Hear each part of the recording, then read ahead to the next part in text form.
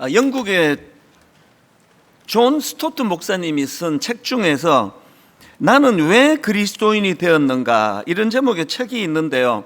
이 책에 보면은 본인이 어떻게 예수님을 영접하게 됐는지, 예수님을 만나게 됐는지 설명하는 그 과정에서 예수 그리스도를 천국의 사냥개로 표현하는 그런 독특한 표현이 나옵니다. 그 내용을 한번 들어보십시오.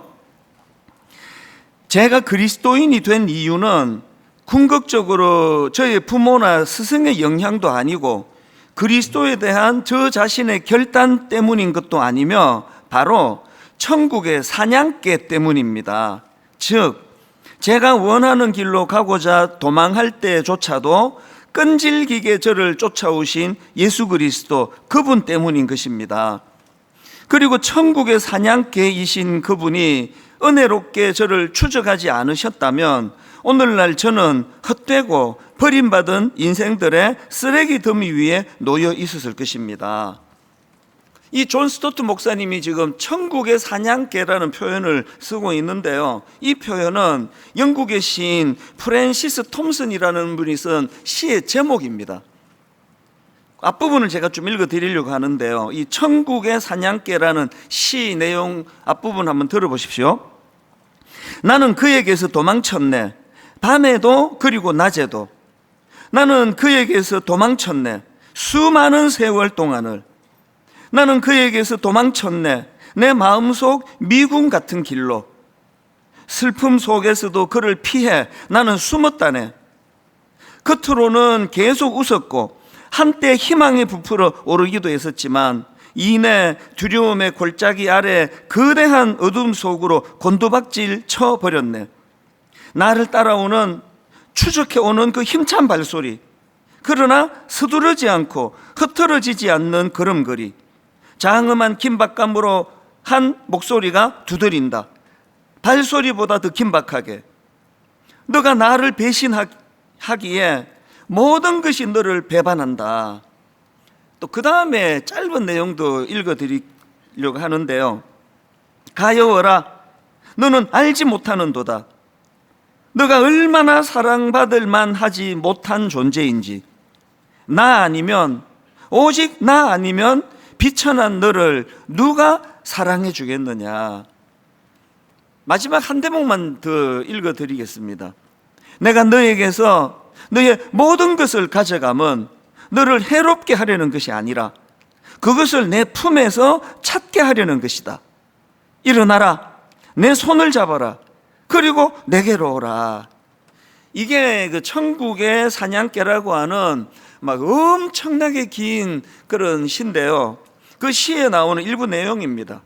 그러니까 저도 처음에는 아니 무슨 하나님을 이렇게 뭐 천국의 사냥개 이렇게 그 표현을 하느냐 하는 마음이 좀 있었는데요, 제가 보니까 이 시의 그 저자가 자기 자신을 포함한 방황하는 모든 인생들을 끝까지 포기 아니하시고 끝까지 추적하시는 그 하나님의 사랑을 더 많이 드러내고 싶어서 천국의 사냥개라는 표현을 쓰고 있다는 것을 알고 나니까 참 동의가 되더라고요.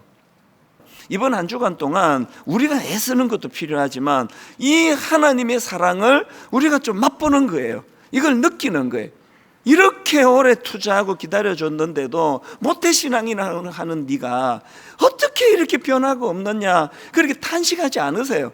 물론 사랑으로 탄식은 하시겠지만 그럼에도 불구하고 실망하지 않으시고 끝까지 추적자 되시는 하나님이 우리를 향하여 포기하지 않는 사랑으로 우리를 사랑하신다는 거, 이걸 한 주간 동안 우리가 그걸 좀 느낀다면요, 조금 철이든 그런 자녀가 돼가지 않을까, 그런 생각이 드는 거거든요.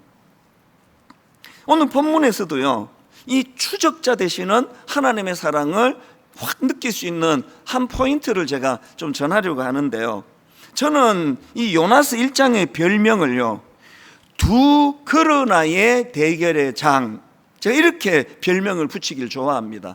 두 그러나의 대결의 장. 이게 무슨 말씀인지 설명을 드리겠습니다. 요나서 1장 3절에 보면은 그러나라는 접속사가 나오지 않습니까?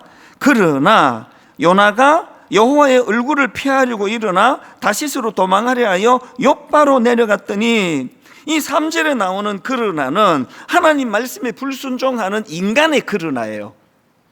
그런가 하면은 바로 그 다음 4절에도 그러나가 나오는데요, 우리말 성경에는 번역에서 이거를 빼버렸는데요, 이제 우리 언어는 이 접속사가 그렇게 중요하지 않은 그런 언어다 보니까 그런 것 같아요. 그러나 사실은 요나서 전체에서 제일 중요한 게 이 1장 4절에 그러나인데 이걸 좀 빼버린 거예요. 저는 항상 여기다 괄호를 넣고 읽기를 좋아해요. 자, 4절을 한번 보십시오. 히브리어로는 이 그러나가 나와요. 그러나 여호와께서 큰 바람을 바다 위에 내리심에 바다 가운데 큰 폭풍이 일어나 배가 거의 깨지게 된지라.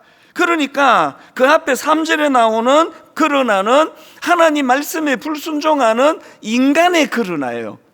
그런가 하면 4절에 나오는 그러나는 그렇게 하나님 말씀에 불순종해서 제멋대로 가는 그 인간을 방치하지 않으시는 하나님의 그러나예요.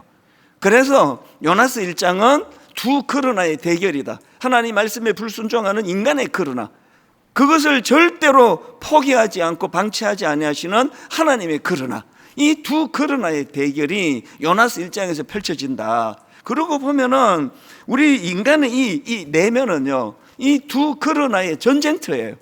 끊임없이 하나님께 반발하고 끊임없이 하나님을 불신하고 끊임없이 하나님께 대항하는 3절의 그러나하고, 그것을 방치하지 아니하시는 하나님의 4절의 그러나. 4절이 없었으면 여기 아무도 없죠. 지금 이 시간에 뭐 어디 가서 또 뭐 하고 있을지 모르겠네요.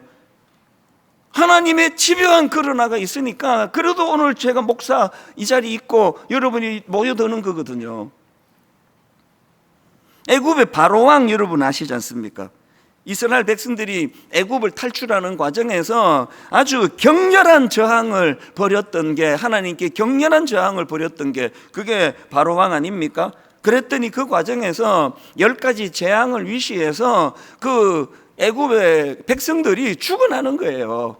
그 지도자 잘못 만나면 원래 백성들이 죽어나는 거예요. 뭘 우리가 여기서 깨닫습니까? 여러분, 인류 역사에서요, 인간의 그러나가 하나님의 그러나를 이겨본 적이 없습니다. 개인도 마찬가지예요. 뭐 제가 뭐 그렇게 오래 산 사람은 아니지만 제 짧은 인생 가운데 처절하게 제가 깨닫는 게 그거예요. 인간의 그러나가 하나님의 그러나 앞에 굴복하지 않으면 쓸데없는 고생을 엄청 하는 겁니다. 오늘 본문의 요나를 한번 보십시오. 이제 내일부터 살펴보겠지만요, 안 해도 되는 고생을 얼마나 많이 합니까? 폭풍을 만나고 배 밑바닥으로 침체를 경험하고 여러 가지 고통을 요나가 겪는 거거든요. 그래서 제가 오늘 여러분께 정말 눈물로 당부하고 싶은 게 있는데요, 여러분 이제 고생을 좀 그만하시면 좋겠습니다. 여러분의 그러나가 하나님의 그러나 앞에 굴복하는 그날, 이 인생의 정리가 되는 거거든요. 그렇다고 오해는 하지 마십시오. 이 인간의 그러나가 하나님의 그러나 앞에 항복한다고 더 편해지는 인생은 아니에요. 그러니까 인생은요, 하나님께 항복해도 힘들고 안 해도 힘들고 어차피 힘들어요, 다. 그 어떤 분들이 지금 굉장히 당황하는 것 같은데요, 그러나 사실 이게 진리예요. 우리가 하나님의 그러나 앞에 순종한다고 인생이 편해지지 않아요. 순종하면 사명 때문에 힘들고요, 불순종하면 인생이 혼란해서 힘들어요. 여기 지금 뭐 성가대하고 봉사하고 순장님하고 믿음 있는 것 때문에 지금 얼마나 힘듭니까? 자기 가족도 돌보기 어려운데 지금 막 그 순원들 섬기고 하느라고 얼마나 힘들고, 또 순장님을 잘못 만난 순원도 또 얼마나 힘듭니까? 피차가 다 힘들어요. 예수를 잘 믿어도 힘들고 잘 안 믿어도 힘들고, 이 인생인데요, 차이가 하나 있더라고요. 제가 겪어보니까요, 똑같이 힘든데요, 하나님 알기 이전에 겪었던 힘든 일은 너무 소모적이에요. 무의미해요. 의미 부여가 안 돼요. 그런데 지금 제가 하나님께 저의 그러나가 굴복당한 이후로 힘들거든요. 머리도 아프고 수면도 부족하고 할 일이 태산 같고 막 악몽도 꾸고 그래요. 맨날 제가 꾸는 악몽이 어느 집회를 가는데 원고지 안 들고 올라가는 꿈, 막 이런 꿈을 꿔요. 그래서 올라왔는데 원고가 없어요. 그러면 막 식은땀을 흘리고 이게 지금 저희 강박이 아니겠습니까? 그런데 여러분, 목사가 돼도 똑같이 힘든데요, 혼란은 없습니다. 왠지 아십니까? 제 인생에서 힘든 것들이 하나님이 개입되어서 설명을 해주시기 때문에 전부 다 이해가 되는 거예요. 보람이 있는 거예요. 납득이 가는 거거든요. 그리고 또 이제 하나님이 내 인생에 개입하셔서 내 인생을 해석하다가 보니까, 인생은 해석이라는 말이 있지 않습니까? 하나님 없이 내 고난을 해석하면 고난인데요, 하나님이 해석해 주시는 고난은 변장하고 찾아온 축복일 때가 많습니다. 이런 변화가 내 인생에서 일어났다는 거죠. 그래서 여러분, 오늘 이런 맥락에서도 제가 여러분에게 몇 가지를 설명을 드리고 싶은데요. 자, 먼저 4절을 한번 다시 보시기 바랍니다. 그러나 여호와께서 큰 바람을 바다 위에 내리심에 바다 가운데 큰 폭풍이 일어나 배가 거의 깨지게 된지라. 팀 켈러 목사님이 쓴 책에 보니까요, 여기 나와 있는 내리심에, 큰 바람을 바다 위에 내리심에 할 때 이 내리심에로 번역된 단어가 히브리어로 보면은 이게 주로 창 같은 무기를 던질 때 쓰는 단어래요. 그래서 이 단어, 똑같은 단어가 구약의 사무엘상 18장 11절에도 똑같은 단어가 나오는데 보십시오. 그가 스스로 이르기를 내가 다윗을 벽에 박으리라 하고 사울이 그 창을 던졌으나, 여기서 지금 사울이 창을 던졌으나 할 때 이 던졌다가 큰 바람을 바다 위에 내리심에랑 같은 단어라는 거예요. 그러니까 지금 이게 뭘 의미하겠습니까? 이 4절, 오늘 본문 4절을 원어에 가깝게 읽으려면 이렇게 읽어야 돼요. 그러나 여호와께서 바다 위로 큰 바람을 던지셨다요. 못된 사울 왕은 다윗에게 창을 던졌고요, 하나님은 도망가는 요나에게 바람을 던졌어요. 큰 바람을 던졌습니다.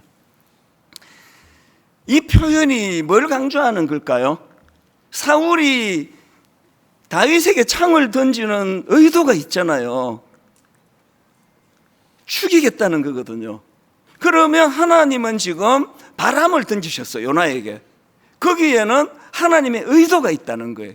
그래서 어디 날 잡고 여행 갔는데 막 태풍이 불면 의미 부여가 좀 쉽지 않아요. 근데 하나님이 개입되시는 인생에는 바람 부는 것조차도 거기에 의미가 부여될 때가 있다는 거죠. 그러면 하나님께서 지금 어떤 의미를 담고 어떤 의도를 가지고 요나에게 바람을 던지시는가? 제가 보니까 두 가지 의도가 계세요. 그 첫 번째 의도가 뭐냐? 왜 바람을 던지시느냐? 하나님께서는 요나에게 침체를 주시려는 의도가 있습니다. 지난주에 우리 2절 살펴보셨잖아요. 하나님께서 2절에 요나에게 이런 명을 하십니다. 너는 일어나 저 큰 성읍 니네로 가서 그것을 향하여 외치라. 일어나 가서 외치라. 그래서 제가 말씀드렸죠. 하나님은 이 요나를 통해서 저 타락하고 변질된 도성이 회개하고 부흥해서 영적인 활력을 되찾는 일을 맡기기를 원하시지만, 그 전에 먼저 요나가 활력을 되찾기를 원하는 거예요. 그 활력을 가지고 일어나. 제일 첫 번째 표현이 너는 일어나. 그리고 가서, 그리고 외쳐라. 그랬는데요, 이 1장에서의 성경의 워딩을 한번 보십시오. 일어나서의 반하는 내려가서가 반복이 됩니다. 자, 3절을 한번 보십시오. 그러나 요나가 여호와의 얼굴을 피하려고 일어나 다시스로 도망하려 하여 욥바로 내려갔더니, 일어났는데요, 내려가려고 일어난 거예요. 3절 후반부도 마찬가지입니다. 마침 다시스로 가는 배를 만난지라 여호와의 얼굴을 피하여 그들과 함께 다시스로 가려고 배 삭슬 주고 배에 올랐더라. 우리말 성경은 뭘 의도하면서 이렇게 번역했는지 모르지만 영어 성경 보시는 분 한번 보세요. 영어 성경으로는 다운이에요. 고 다운, 내려갔다예요. 그러니까 여기 두 번에 내려갔다가 나오거든요. 3절에서 욥바로 내려갔고요, 배 아래로 내려갔고요, 그리고 결정적인 건 5절입니다. 사공들이 두려워하여 각각 자기의 신을 부르고 또 배를 가볍게 하려고 그 가운데 물건들을 바다에 던지니라. 그러나 요나는 배 밑층에 내려가서 누워 깊이 잠이든지라. 침체에 빠졌어요. 하나님은 지금 요나에게 침체를 던지세요. 계속 우울해요. 계속 내려가요. 그리고 잠에 빠졌어요. 그 마음이 우울하고 힘들면 그냥 막 다 귀찮다. 그리고 입을 덮어쓰고 자는 거, 이게 침체를 표현하는 거 아닙니까?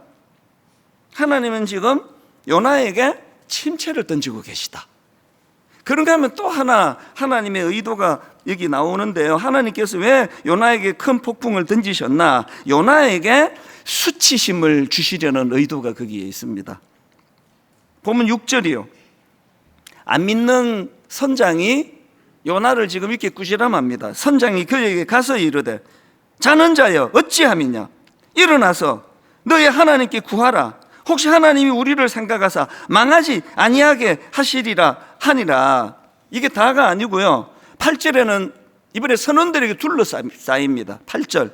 무리가 그에게 이르되 청하건대 이 재앙이 누구 때문에 우리에게 임하였는가 말하라.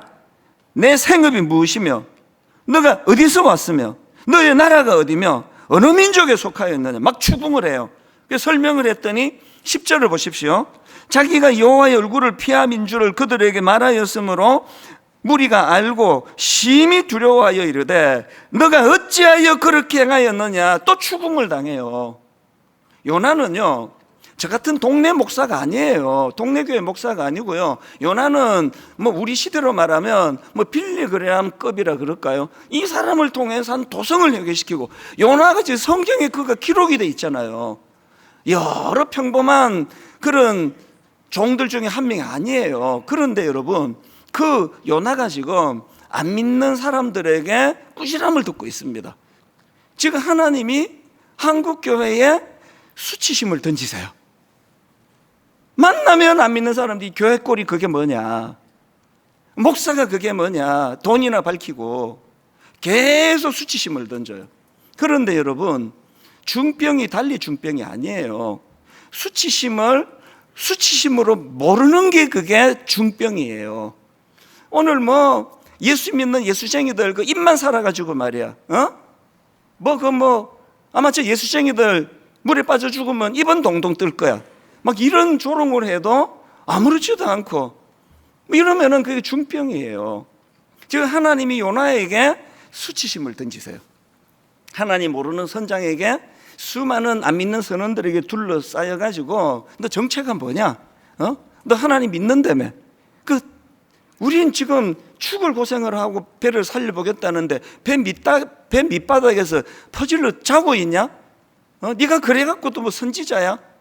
이런 조롱을 지금 하나님이 던지세요. 계속 던지세요. 왜 던지실까요?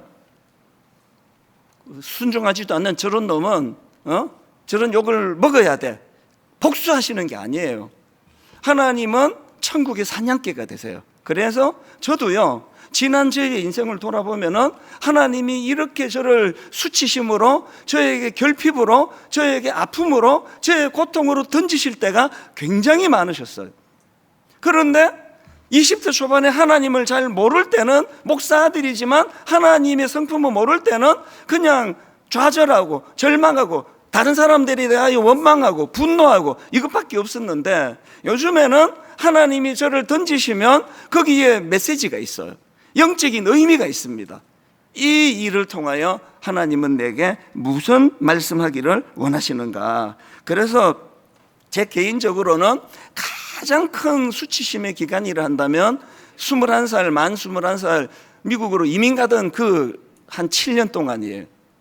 그래서 제가 한국으로 귀국하고는요, 한때는 시카고 쪽으로는 고개도 안 돌렸어요. 속초에서 혹은 강릉에서 바다를 보면 그게 시카고 쪽이라. 그래서 난 해운대를 봐, 해운대. 있죠? 시카고 안 보려고. 그럴 정도로 마음에 분노가 많았던 저인데요, 요즘은요 완전히 바뀌었습니다. LA에서 집회를 해도요, LA에서 시카고까지 비행기로 4시간입니다. 거기를 가요. 그리고는 어머니께 인사도 드리고 누나 차 빌려가지고 제가 극심하게 괴롭게 지냈던 그 시절에 살던 동네를 가요. 좀 우범지역, 좀 위험한 지역이고 바퀴벌레가 유난히 많이 모여있고 그러니까 100년대 목조 건물, 지금은 한 140년씩 됐어요. 거기를 제가 가요. 차를 빌려가지고. 그리고는 거기서 그냥 멍하니 옛날 살던 집을 바라다 보고 있으면요, 자꾸 눈물이 나요. 이렇게 눈물이 나. 수치의 눈물이 아니고요, 감격의 눈물이에요. 천국의 산양개 되신 주님께서 저곳에서 나를 건져주셨던 장소이기 때문에. 제가 그 가난한 동네니까 시카고 눈이 많이 오는데요, 빙판이 얼어붙으면 한 1, 2주씩 가요. 그 스페니시 애들한테 제가 그날 말로도 할 수 없는 조롱을 당했어요. 말로도 할 수 없이 조롱을 당하는데 누구에게 도움을 청할 데가 한 군데도 없는 거예요. 그리고 지금 한 40여 년이 지났는데 그 분노가 지금도 있어요, 제 안에. 너무 수치스러웠고 너무 조롱하는 그들에 대하여 분노하고 그랬던 마음이 있었는데, 그 분노가 요즘 저에게 하나님의 재해석으로 인해서 그 모든 과정이 너무나 아무것도 없으면서 교만했던 저를 납작 엎드리게 만드시는 하나님의 던지심이었어요.